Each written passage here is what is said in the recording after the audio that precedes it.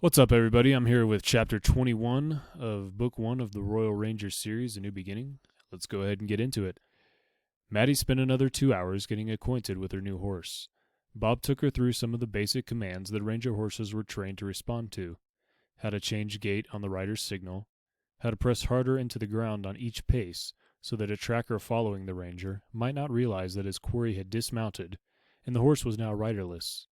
Plus, there were basic movements that could come in useful in combat: sidestepping and backing up, rearing onto the hind legs, pirouetting in place, lashing out at an enemy with the front hoofs, and kicking back with both rear legs.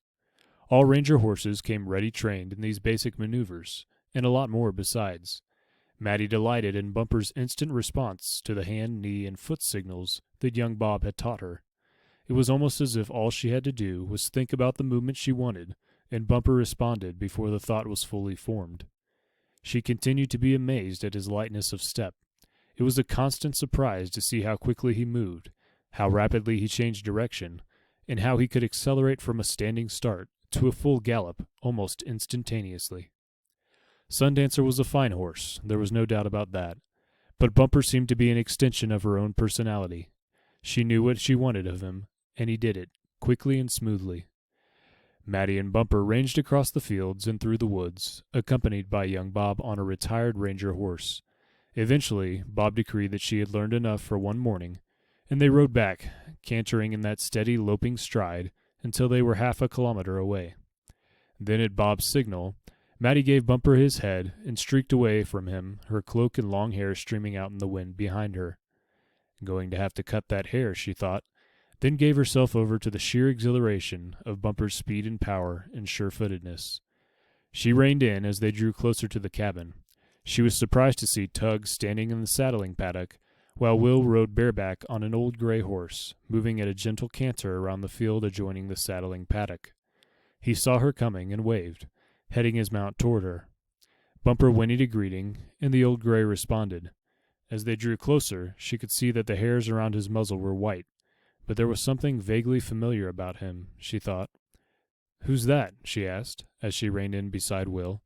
He gave a faint smile, and leaned forward to run his fingers through the horse's shaggy mane, tugging it affectionately. "An old friend," he said, "named Bellerophon. I like to see him when I'm out this way, but it's been a while. Haven't seen him since—" The words faded, and so did his smile. Instinctively, Maddie knew what he had been about to say. Since Alice died. She covered up the awkward lull in the conversation. "He looks somehow familiar," she said. Will nodded and pointed to where Tug was standing in the saddling yard. "He looks like Tug," he said, and she nodded, seeing the resemblance now that he mentioned it. This horse was older, and his gray hair was white around the muzzle, but his whole conformation was the same. And he stood the same way, holding his head at a slight angle while he listened to them, just as she noticed Tug was doing. "He was my first Ranger horse," Will continued. "In fact, he was my first horse. I didn't have a wealthy mom and dad, and I didn't have a smart Eridan to ride on." Will tried the jibe as an experiment to see if the reference to her parents and the associated fact that they had disowned her would produce an angry reaction. He was pleased to see that she smiled in return. Interesting, he thought. Perhaps she meant what she said to young Bob. Perhaps she is starting to enjoy all this. "So how long ago was that?" Maddie asked. Will shook his head. "Longer than I care to remember. But I recall I was just as excited about him as you seem to be about young Bumper here." Bumper snorted and shook his mane at the mention of his name. Maddie leaned forward and patted his neck. "He really is remarkable," she said. "You have no idea." "I'm sure I don't," Will replied gravely.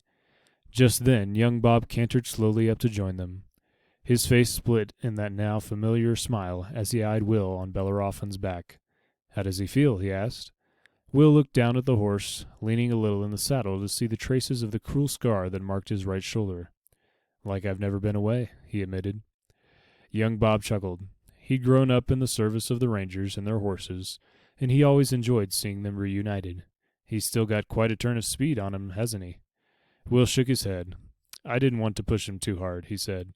"I don't want him straining anything or pulling any muscles." "Ah, not that one," the horse trainer said. "He'd run at the drop of the hat, he would. and he's shown some of these younger horses his heels while he was at it. At which statement, both Bumper and Tug raised their heads and snorted and stamped a protest. Bellerophon looked from one to the other. Matty could have sworn that he sniggered, if a horse could ever be said to do so.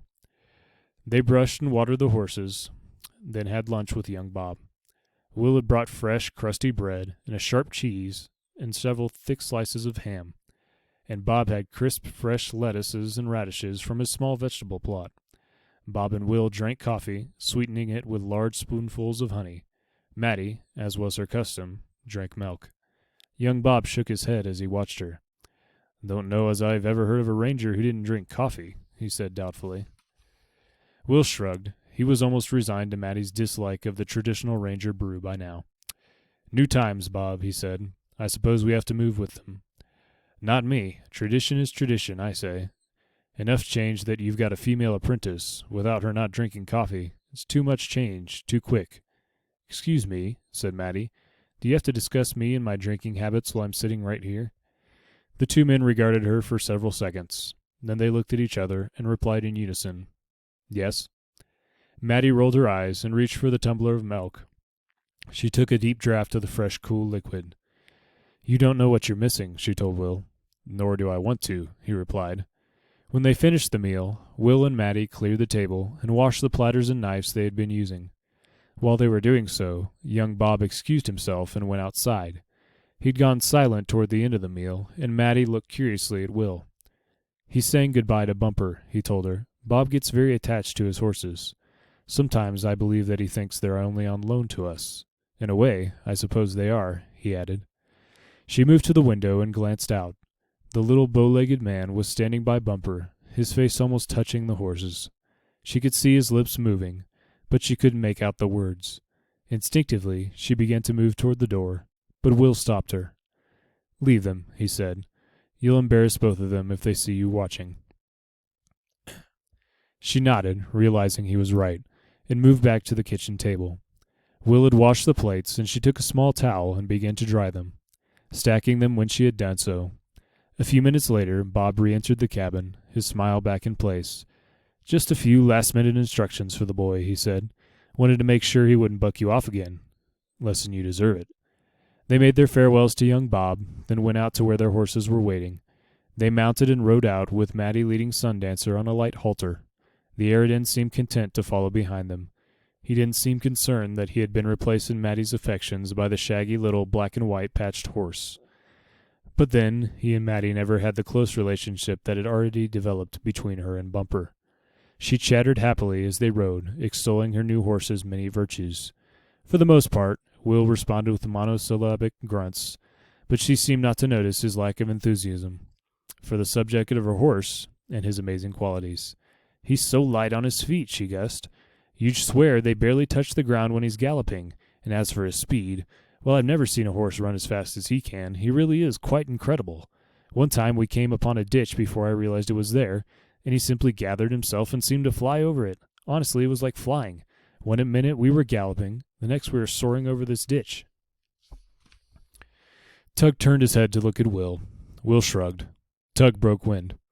But Matty didn't seem to notice, or if she did, she didn't understand that Tug intended the rude noise as a judgmental comment. "But then Bob showed me how I could get him to pace harder so that a tracker couldn't see if I'd dismounted.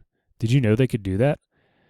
"I seem to recall hearing it many years ago," Will replied dryly. He sensed Tug was about to make another unpleasant noise, and poked him sharply with his hand to stop him. Tug shook his mane. "Yes, well, they can do it, and he showed me so many of his other tricks and little ways. Bumper really is quite amazing. Finest horse that ever lived." Will squeezed Tug gently with his thighs to let him know he heard. He thought Matty might feel it was odd if he started having a conversation with his horse, which was what made her next question all the more remarkable. "Will," she began, "can I ask you a question?" "You just did," he replied, and felt an instant pang of nostalgia. How many times had that same exchange taken place between himself and Halt, he wondered. He was pleased to see that Matty was just as thrown out of her stride by that reply as he used to be. "What? Oh, yes, I suppose I did. But anyway, can I ask you another?" She paused herself in time as she realized she was leaving herself open to the same reply. She paused, then said, choosing her words deliberately, "I'd like to ask a question, if you don't mind." Will nodded assent. "Go right ahead." "Well, it's just... this may sound silly, I suppose." Wouldn't be too surprised by that. She glared at him. She desperately wanted to ask her question, but was fearful that she might make herself look foolish. Will gestured for her to continue. She took a deep breath. Do you ever get the feeling that your horse is talking to you?" That caused Will to sit up straight in the saddle. He never discussed the communication he experienced with Tug. He'd long suspected that Halt and Abelard had a similar bond, but apparently Matty had felt it already with Bumper. Perhaps we were right in selecting her for the Corps, he thought. Aloud he replied, "A horse? Talking? Are you serious?" Matty went very red in the face and looked away hurriedly. No, just a silly notion, I suppose. Forget I mentioned it." He nodded, but he didn't forget it. The comment stayed with him long into that night.